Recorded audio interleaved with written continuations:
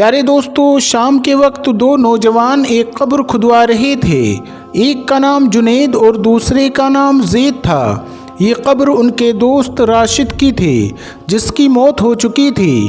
جنید اور زید کو جہاں دوست کے بچھڑنے کا غم تھا، وہیں اس کی شادی نہ ہونے کا بھی غم تھا، کیونکہ راشد کی شادی ایک ہفتے کے بعد ہونی تھی، لیکن ایک خاندانی لڑائی کی وجہ سے اس کی موت ہو گئی تھی اور یہ دونوں دوست اس کی قبر کھدوا رہے تھے۔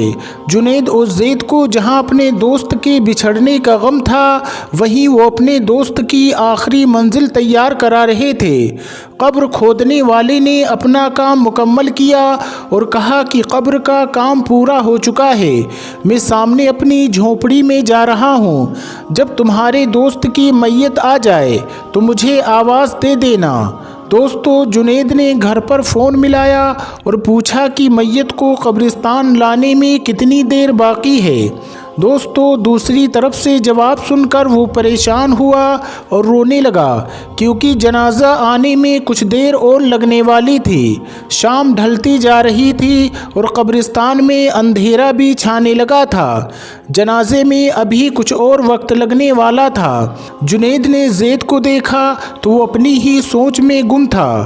جنید نے زید کو آواز دی تو وہ ایک دم سے چونک گیا اور کہنے لگا کہ رات کے وقت یہ قبرستان کتنا خوفناک منظر پیش کرتا ہوگا۔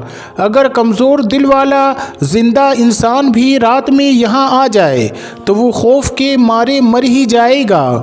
میں تو یہ سوچ رہا ہوں کہ مردوں کا کیا حال ہوتا ہوگا، اور ابھی ہمارا دوست بھی ہماری آنکھوں کے سامنے اس قبر میں ہمیشہ ہمیشہ کے لیے چلا جائے گا۔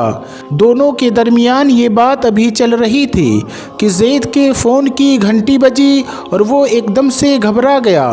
ڈر کی وجہ سے زید کے ہاتھ سے فون چھوٹا اور سیدھا قبر میں جا گرا۔ اب زید فون اٹھانے کے لیے قبر میں اترا اور جنید کو آواز دی۔ اس نے اپنا فون اٹھایا اور جنید کی مدد سے قبر کے باہر آ گیا۔ اب یہ دونوں بیٹھ کر اپنے دوست کی میت کا انتظار کر رہے تھے، لیکن زید کے دماغ میں تو کچھ اور ہی چل رہا تھا۔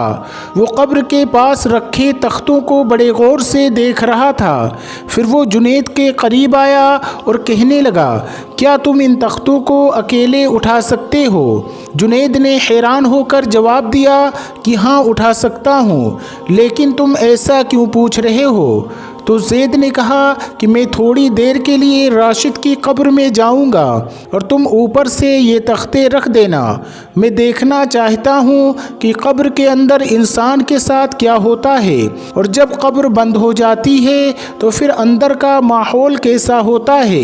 جنید تو پہلے ڈرا اور زید کو ڈانٹنے لگا کہ یہ بہت برا کام ہے، اس کی اجازت ہمارا دین نہیں دیتا ہے، لہٰذا تم اس حرکت سے باز آ جاؤ اور اس خیال کو اپنے دماغ سے نکال دو۔ زید نے کہا، بس میں تھوڑی دیر ہی کی تو بات کر رہا ہوں، تم قبر بند کر دینا، میں تھوڑی ویڈیو بنا لوں گا اور تمہیں میسج کروں گا تو تم قبر کھول دینا۔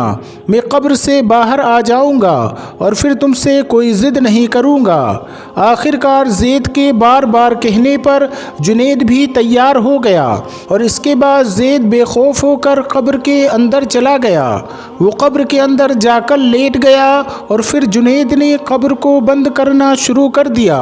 جنید نے جب قبر کو پوری طرح سے بند کر دیا تو وہ وہیں پر بیٹھ گیا اور ڈر کی وجہ سے وہ بہت بری طرح سے کانپ رہا تھا۔ دوستوں، پھر کچھ دیر کے بعد جنید نے میسج کیا، کیا میں اب تمہاری قبر کو کھول دوں؟ لیکن زید کی طرف سے کوئی جواب نہیں آیا۔ اس نے چند منٹ انتظار کیا اور پھر سے ایک میسج کیا، کیا میں تمہاری قبر کو اب کھول دوں؟ لیکن پھر بھی کوئی جواب نہیں آیا۔ اس نے فوراً زید کو کال کی، لیکن اس کا نمبر بند آ رہا تھا۔ یہ دیکھ کر جنید ڈر گیا۔ اس نے فوراً قبر کو کھولنا شروع کر دیا، لیکن یہ کیا، وہ قبر کے اوپر رکھے تختوں کو اٹھا نہیں پا رہا تھا۔ اسے سمجھ میں نہیں آ رہا تھا کہ آخر ماجرا کیا ہے۔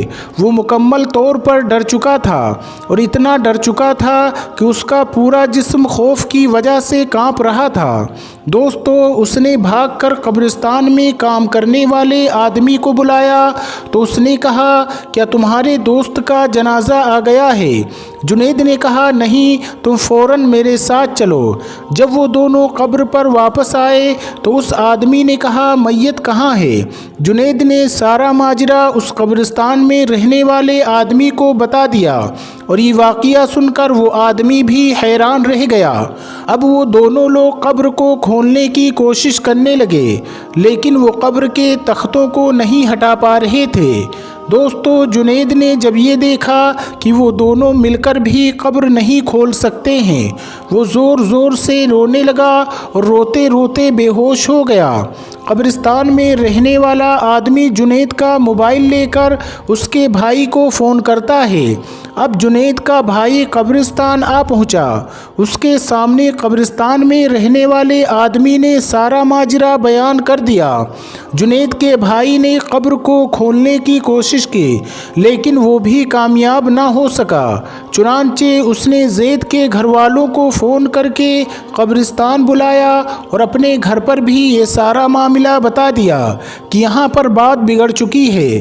زید کے گھر والوں کو شک تھا کہ جنید نے ہی زید کو قتل کیا ہوگا اور اسے قبر میں دفنا دیا ہوگا، لیکن جب جنید کو ہوش آیا اس نے تمام لوگوں کے سامنے ساری بات بتا دی اور پھر ان لوگوں نے بھی بہت کوشش کی لیکن زید کی قبر نہ کھل سکی اور وہ اپنے موبائل فون کے ساتھ ہی قبر میں دفن ہو گیا اور پھر صحیح طرح سے اس کی قبر بنا دی گئی۔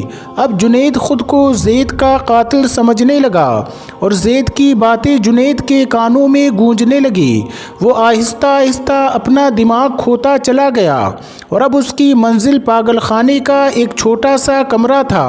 دوستو، امید کرتے ہیں کہ آج کی ہماری یہ ویڈیو آپ کو ضرور پسند آئی ہوگی۔ دوستو، قبر کے اندر کے معاملات اللہ تعالیٰ ہی بہتر جانتا ہے، لہٰذا انسان کو ان معاملات میں دخل اندازی کرنے کے بارے میں سوچنا بھی نہیں چاہیے۔ دوستو، امید کرتے ہیں کہ آج کی اس عبرتناک ویڈیو سے آپ نے بھی کوئی نہ کوئی سبق ضرور حاصل کیا ہوگا۔ آج کی ہماری اس ویڈیو کے بارے میں آپ کی کیا رائے ہے؟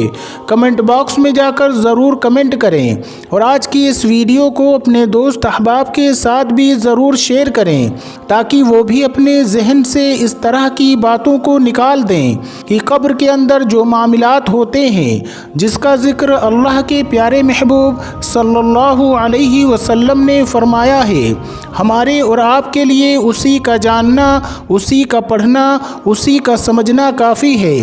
اس کے علاوہ ان معاملات میں اپنی عقلوں کے گھوڑے دوڑا کر ہمارا حال بھی کہیں زید اور جنید کی طرح نہ ہو جائے۔ اللہ سب کو اپنا حفظ و امان عطا فرمائے۔ انشاءاللہ بہت جلد ایک اور نئی ویڈیو کے ساتھ آپ کی خدمت میں حاضر ہوں گے، تب تک کے لیے ہمیں اجازت دیں۔